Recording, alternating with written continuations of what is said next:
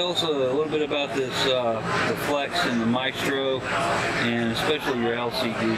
Okay, so this is the Flex Radio Maestro. Maestro is a front end to many things.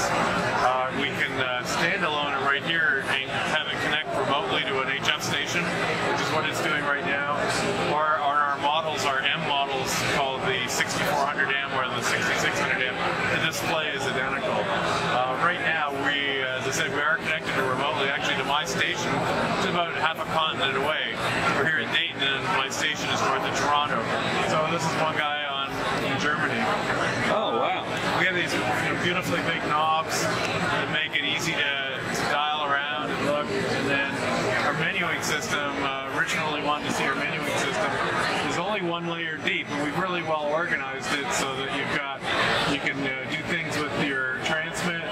If you want to shape your transmit audio, or turn it on and off, or your phone audio, actually your transmit audio or your receive audio, where you can adjust the equalization for different microphones or different headsets even. A lot of people don't play with the received EQ, but it's one of the most powerful tools out there.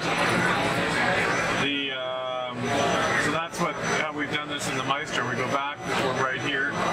We've done some really cool things with the knobs too. You need to quickly adjust a functioning within your transmitting.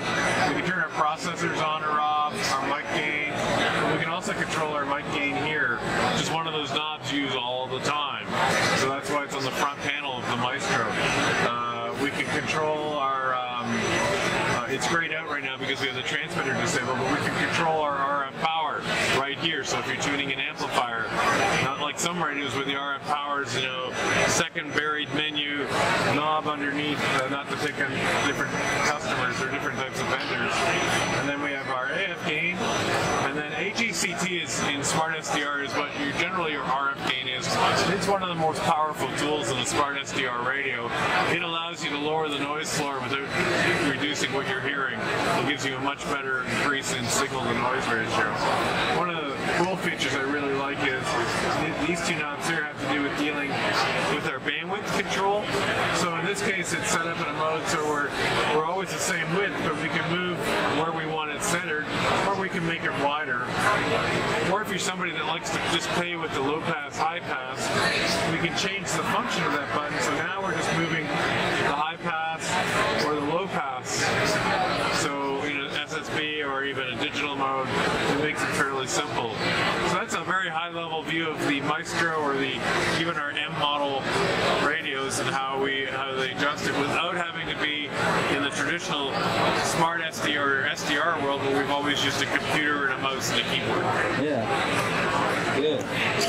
Wow, that looks great. I love that LCD. What are the dimensions of the LCD? So it's 9 inches across, and it's 1920 by 1200.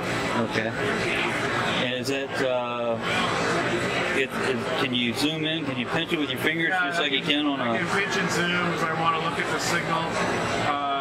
As an example, we'll dial down to the to FT8 one, which I think is on 76. Right, so we'll get into 74, and we want to see all those signals.